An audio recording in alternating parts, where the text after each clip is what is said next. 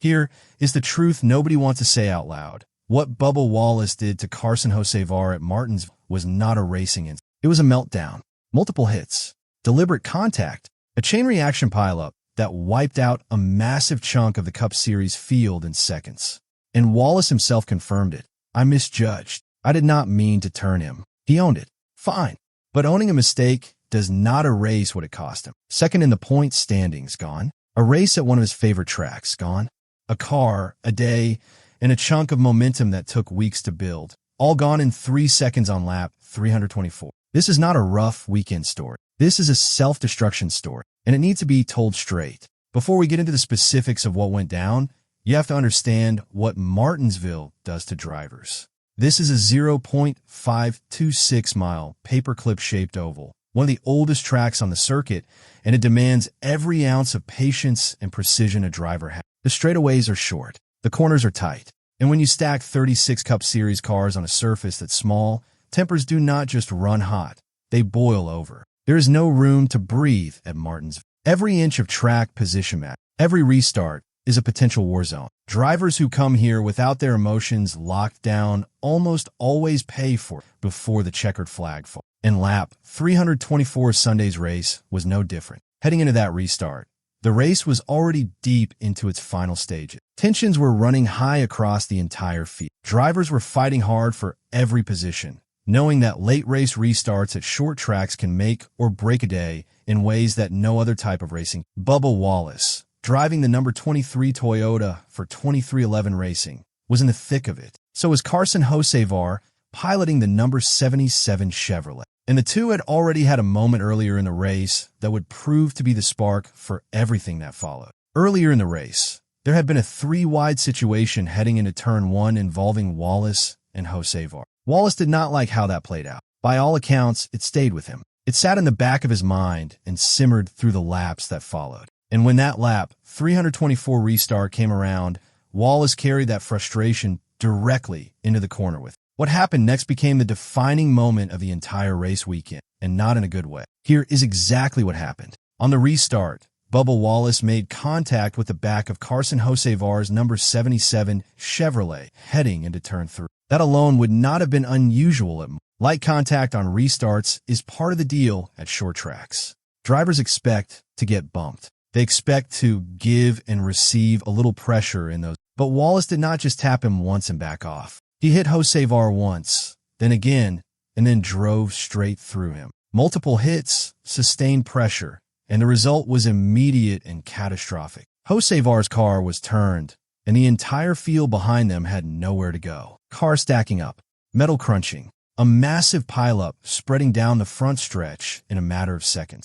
A huge chunk of the NASCAR Cup Series field was taken out in one sequence of contact. Drivers who have been racing cleanly all afternoon suddenly found their days ended through no fault of their own. It was the kind of wreck that leaves the entire garage shaking their heads, because the damage extended far beyond just the two cars directly in. When you watch the replay, the thing that stands out immediately is the contact. Hocevar did not do anything in that moment that clearly warranted the kind of response Wallace delivered. The 3-wide situation from earlier had come and gone. Yes, it bothered Wallace. Yes, short track racing is physical and emotional by nature. But the move on lap 324 was not a calculated bump for position.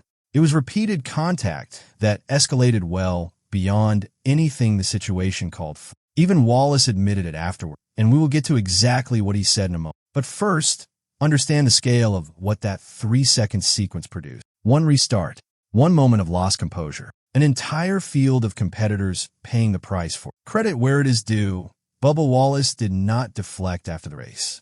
He sat down with Jamie Little on Fox Sports and addressed the incident directly and honestly. There was no finger pointing. There was no attempt to reframe what happened as a racing incident or blame the situation on Hocevar. Wallace said clearly, I misjudged. I did not mean to turn him. He referenced the earlier 3-wide moment as the source of his frustration.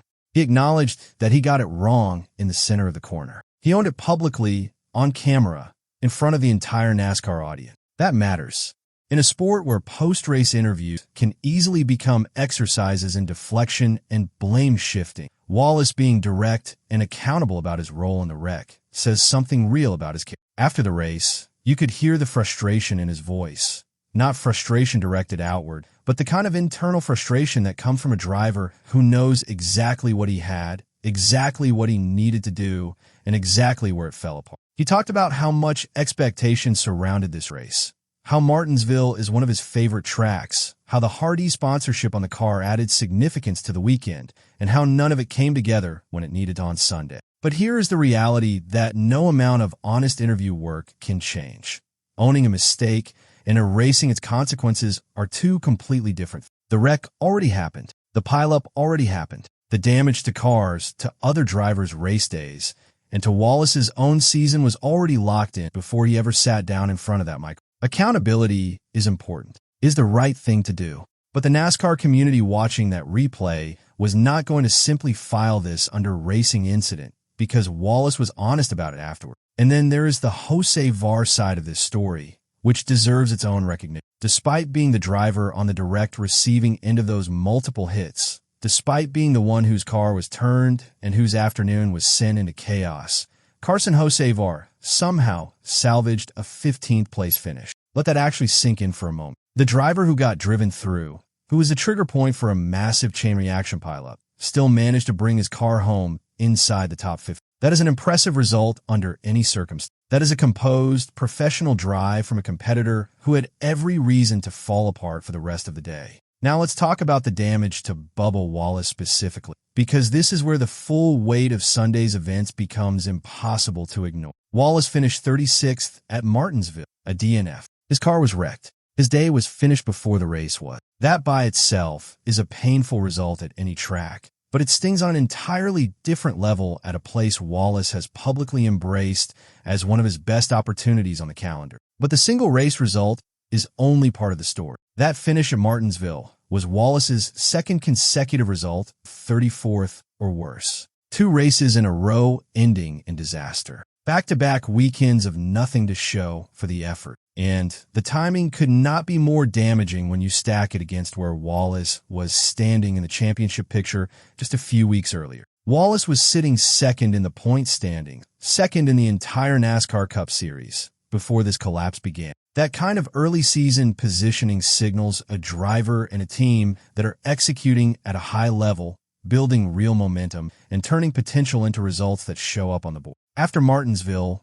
Wallace fell all the way down to 11th in the stand, from 2nd to 11th, in 2 races. That is a massive momentum swing early in the 2026 season, and the math behind it is brutal no matter how you frame it. Points lost at this stage of the season do not come back easy. Every position in the standings represents races worth of work, and Wallace essentially gave back weeks of progress in the span of 2 weekends. The cruelty of the Martinsville result specifically is amplified by the expectations that surrounded it. Martinsville is one of Wallace's favorite tracks. His team arrived with Hardee's on the car, with visible sponsorship significance attached to the weekend. They showed genuine speed in practice. There was real reason to believe this race was going to be a strong day. Even though they can look fast in practice, it just did not translate when the race got real. The setup, the confidence, the preparation, none of it converted into the result the team needed when Sunday afternoon arrived. This is a pattern that has surfaced around Wallace's program before, and one that cannot be dismissed as coincidence. Speed early in the weekend, but it just does not translate when the race gets real. Practice sessions build hope. Qualifying laps generate confidence. And then the race unfolds and something breaks down. Execution, strategy, or in this specific case, emotional control in a high-pressure moment that turn a competitive day into a 36th place DNF. When you step back and look at that pattern honestly, the question shifts from, was this just a bad day, to is there something structural that 2311 Racing and Wallace need to address before this becomes a defining characteristic of their season?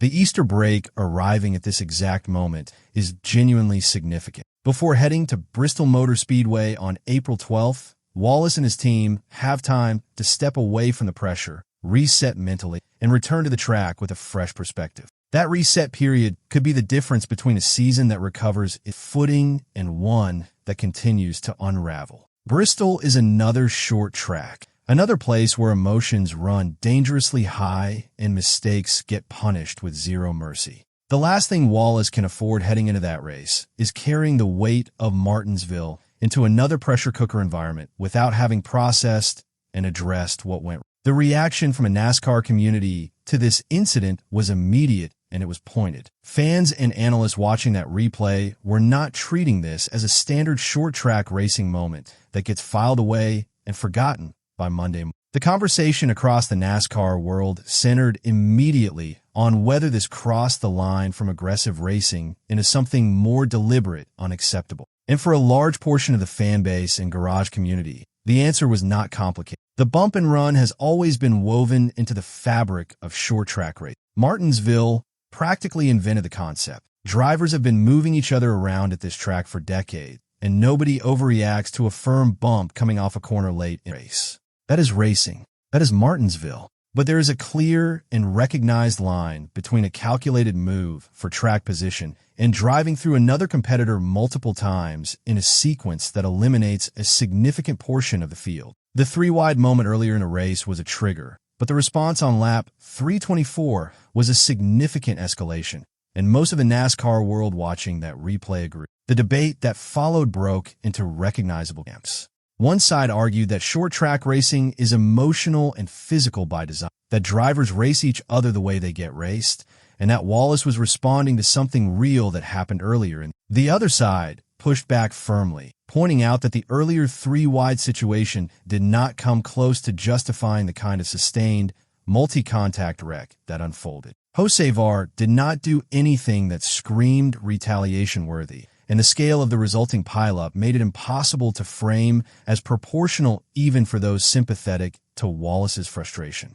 Whether NASCAR officials issued any formal response or penalties as a result of the incident is part of the continuing conversation. But even setting aside official action, the message from inside the garage was clear and it carries real weight going forward. Drivers will remember what happened the next time they are running wheel-to-wheel with a number 23 car. Martinsville creates long memory. Short tracks always do. And competitors who found their race days ended because of that lap 324 sequence are not going to simply forget about it the next time they are in a position to make a decision involving Wallace. Pull all the way back, and this story carries weight that extends far beyond one incident at one track on one Sunday afternoon. Bubba Wallace entered the 2026 NASCAR Cup Series season with legitimate expectations attached to his name. This was supposed to be the year where 2311 Racing, a team that has been steadily expanding its presence and resources in the sport, took a meaningful step toward genuine championship. Wallace had done enough in the early weeks of the season to suggest those expectations were grounded in reality. He was sitting second in the point standings, which is the kind of early positioning that sets a tone for an entire season and signals to the rest of the garage that a driver and team are operating at a serious level. That tone has now changed. This two-race stretch could define whether his season recovers or completely unravels. NASCAR seasons are long, and there is genuine time to recover from a rough stretch in March. Drivers who are serious championship contenders absorb bad weeks and come back stronger. The ones who let rough patches compound into longer slides are the ones who look back in November wondering where the season. The difference between those two outcomes almost always comes down to how a team responds in the weeks immediately following the crisis. For Wallace and 2311 Racing, that response window starts now. There is also the internal 2311 Racing dynamic worth examining honestly. Tyler Reddick is having a strong start to the 2026 season in a contract year with the team, and Denny Hamlin has already hinted that they are working on locking Reddick into a new deal. That contrast, Reddick performing at a high level and building toward a contract extension, while Wallace is dealing with back-to-back disasters and a free-fall in the stand, creates internal pressure that is real and worth acknowledging. When your teammate is thriving and you are struggling, the spotlight on your performance does not dim. It gets brighter. NASCAR also dropped the list of 15 nominees for the 2027 Hall of Fame class around this same period, including names like Kevin Harvick, Jeff Burton, and Greg Biffle. a reminder that the sport is always moving forward, always writing new chapters of legacy. For Wallace, the chapter being written right now is not the one he planned, but it is the one in front of him, and what he does with it will say more about him as a competitor than any single result ever could. The honest answer is yes, but it requires something different from what has been on display in recent weeks. NASCAR's 2026 season is a marathon, not a sprint. That framing matters. Even Rick Hendrick called crew chief Alan Gustafson the morning of the Martinsville race, reminding him of exactly that mindset, and it paid off in the form of a championship-caliber performance from Chase Elliott later that same afternoon. The marathon mindset is what separates drivers who recover from setbacks and drivers who get buried by them. Wallace has the talent. 2311 Racing has the resources. The number 23 Toyota has shown genuine speed at multiple points this season. None of that has disappeared because of 2 bad weeks. What is required now is a reset, not just physical rest during the Easter break, but a genuine, honest examination of the patterns that led to this. The practice-to-race translation problem needs a real solution, not a temporary fix. The emotional management in close-quarters short-track situation, particularly after what happened on lap 324, clearly needs direct attention before Bristol on April 12th. Kyle Larson has been the standard at Bristol in recent years, including leading 411 of 500 laps their last day, which means the level of competition Wallace will face is unforgiving. Bristol does not offer soft landings for drivers carrying baggage from the previous race. It punishes loose ends and rewards clean execution above almost everything else. For Wallace, showing up to Bristol with composure, with a clear head, and with something to prove is not just important for the race result. It is important for the narrative of his entire 2026 season. What happened at Martinsville was damaging, costly, and impossible to dress up as anything other than what it was, a self-inflicted wound at the worst possible. That is now back-to-back finishes of 34th or worse. The standings damage is real. The momentum damage is real. The garage-wide awareness of what happened on lap 324 is real, and it will follow the number 23 to every short track on the schedule for the rest of the year. But the season is long.